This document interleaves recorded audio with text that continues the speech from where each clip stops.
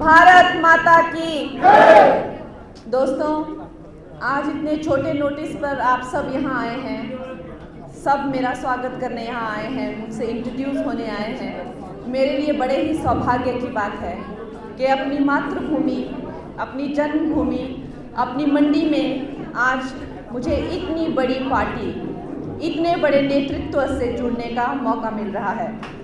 इस सौभाग्यशाली दिन पे मैं सब भाई बहनों की, कार्यकर्ताओं की, उपस्थित सब अधिकारियों की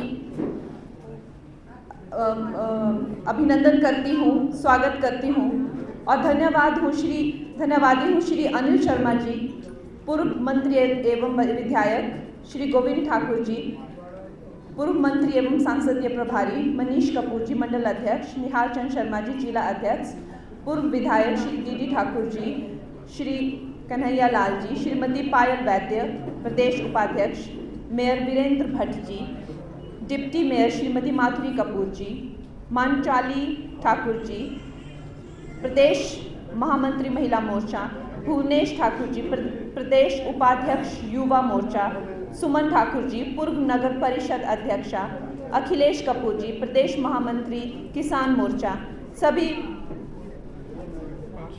पार्षद गण व पंचायती राज्य संस्थाओं के प्रतिनिधि, सभी पार्टी के कार्यकर्ता एवं इलेक्ट्रॉनिक एंड प्रिंट मीडिया, मैं आप सबकी बहुत धन्यवादी हूँ। ये सब संबोधन मेरे लिए बहुत नए हैं, ये सब पदाधिकारी और ये सब पद भी मेरे लिए काफ़ी नए हैं, तो क्षमा करिएगा, अभी मुझे कुछ वक्त लगेगा, तो मुझे एक चिट मिलती है उस पर से पढ़ना पड़ता है।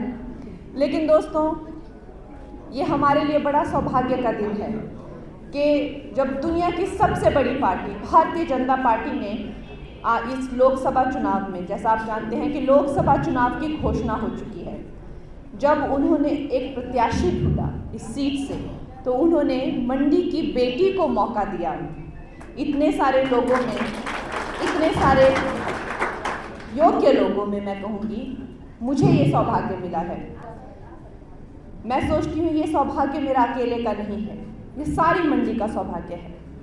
लेकिन दोस्तों, आप देखिए, जो हमारी ऑपोजिशन पार्टी है कांग्रेस पार्टी, उनकी क्या धारणा है और उनकी क्या बातें हैं। उन लोगों को ये रास नहीं आया कि एक बेटी, एक छोटे से गांव से, भामला जैसे गांव से आने वाली छोटी सी बेटी, जिसको कभी इंग्लिश नहीं आती थी, जिसको कभी शहरी तौर तरीके नहीं आते थे, जिसको हमने इंडस्ट्री से भी भगाने की कोशिश की, उस पर केस किए, जेल में डालने की कोशिश की, उसका घर तोड़ दिया, और जब उन्होंने सोचा कि ये पूरी तरह से अब टूट चुकी है, ख़त्म हो चुकी है, तो इसको ये कैसा मौका मिल गया। उनके पेट में बहुत जलन हुई, ये बोलना ना है बेटी से छाती पर मूंग दलते,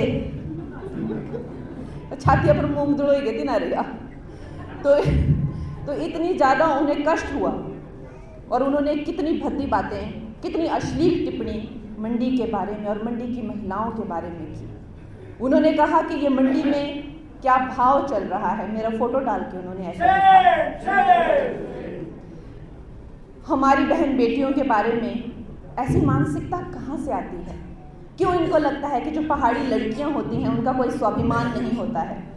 क्यों इनको लगता है कि इनको बस हम जैसे बुलाएं वैसे आ जाना चाहिए, जैसे उठाएं वैसे उठ जाना चाहिए, जैसे बिठाएं वैसे बैठ जाना चाहिए? क्यों इनको ऐसा लगता है? कहाँ से आती है ये मानसिकता कि गरीब लोगों में स्वाभिमान नहीं होता है? कहाँ से आती है ये मानसिकता कि सिर्फ अंग्रेज़ी बोलने वाली ही लड़कियां जो हैं वो उनकी कोई कीमत होती है और बाकी तो ऐसे ही बाजारू होती हैं? कहाँ से आती है ये मानसिकता? आती है जो परिवारवाद और ये जो इंग्लिश स्कूलों में पढ़कर बाहर रहकर भारतीयता को और भारतीयों को नीच दृष्टि से देखकर, अगर आप भारतीय हैं, अगर आप अपनी संस्कृति से जुड़े हैं, अगर आप अपनी भाषा में, अपनी बोली में, अपनी हिंदी भाषी हैं, तो ये सोचते हैं कि ये गरीब लोग हैं, ये सस्ते लोग हैं, इन्हें कभी भी हम लोग फेंक सकते हैं, खरीद सकते हैं। इस तरह की मानसिकता रखने वाली है ये कांग्रेस पार्टी। लेकिन दोस्तों, मैं ये कहूँगी कि इसका जवाब मैं कांग्रेस पार्टी को नहीं दूंगी, इसका जवाब मेरी सारी बहनें, सारी बेटियां, सारी माताएं मंडी से और समस्त हिमाचल प्रदेश से कांग्रेस को देंगी।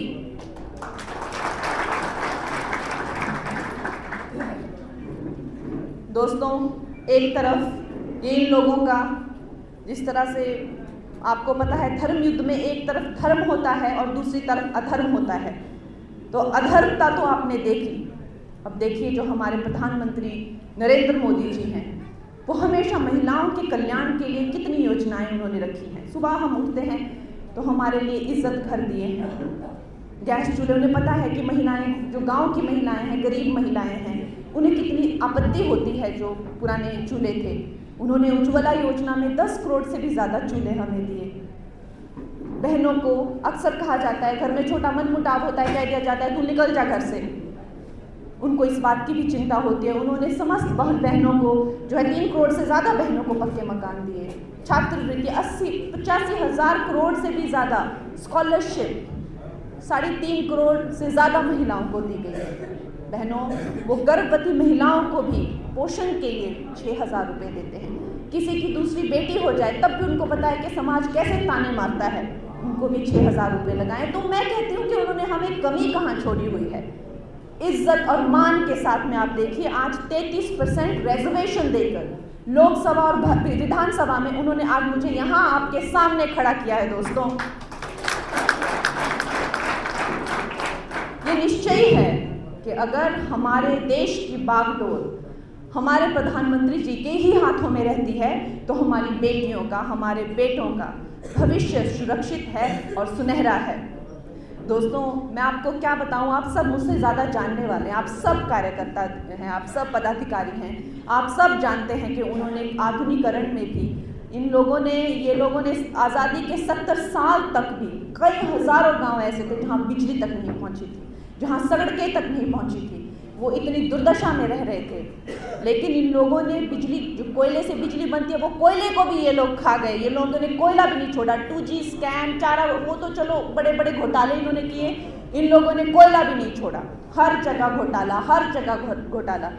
पूरे विश्व में हमारी ऐसी छवि बन गई थी कि मानो सबसे ज़्यादा भ्रष्टाचारी और सबसे ज़्यादा गंदा, खुले में शौच करने वाला, कूड़ा फेंकने वाला, एक तरह से जिस तरह से हमारी छवि थी, सबसे ज़्यादा भद्दी और गंदी छवि एक भारतीय की छवि इन लोगों ने बनाई थी। और हर दिन पेपर में ये भी पढ़ते थे कि ये गायों का चारा, पशुओं का चारा खा गए, इन्होंने 2G स्कैम कर, इन्होंने ये स्कैम कर, ये हर दिन पेपर में आता था। देश में ऐसा देश हमारा बदनाम था इन लोगों की काली करतूतों से। लेकिन आज आप देखिए, हमारा देश विश्व गुरु के रूप में उभर रहा है। चाहे वो योगा हो, चाहे वो राम मंदिर हो। मंदिर यहाँ क्या, मंदिर उन्होंने मुस्लिम देशों में भी मंदिर बनवा दिए। इतनी हमारे यशस्वी प्रधानमंत्री की ऐसी कीर्ति पूरे विश्व में है। तो दोस्तों, ये ध्यान आपने रखना है कि मैं आपकी छोटी बहन हूँ या बड़ी बहन हूँ या बेटी हूँ, जो आप मुझे माने मैं आपकी वही हूँ। दोस्तों, मुझसे आपको पता है कि मेरे 17 मंडल हैं, हर जगह मुझे जाना है। आप लोगों ने सारा दामोदर, सारा जिम्मा लेना है मेरा।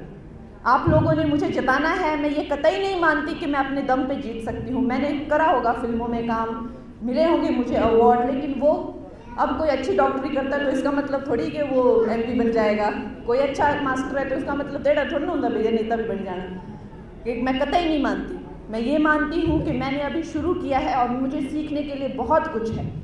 दोस्तों, आप लोग जो हैं, आप लोग मुझे मोदी जी का एक सेवक समझकर, मोदी जी खुद को तो प्रधान सेवक कहते हैं, वो कहते हैं कि मैं पूरे देश का सेवक हूँ, आप मुझे उनका एक सेवक समझ के हम सब एक मोदी सेना बनकर, आप मेरा नाम लेकर मेरे लिए आप वोट मांगेंगे, मेहनत करेंगे। ये 2 महीने जो हैं, ये 2 महीने अभी खेती का भी काम है, मुझे पता है फसलों, लेकिन ये 2 महीने अगर आप मोर्चा संभालेंगे दोस्तों, तो उसके बाद में फिर मैं आपकी सेवा में लगी रहूँगी।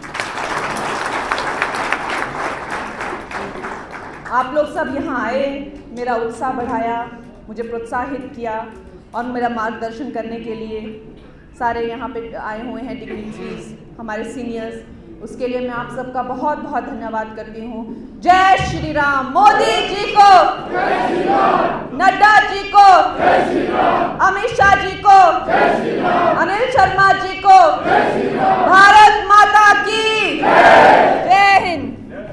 YouTube पर हमारे चैनल को सब्सक्राइब करें और रेगुलर अपडेट के लिए बेल आइकन दबाएं।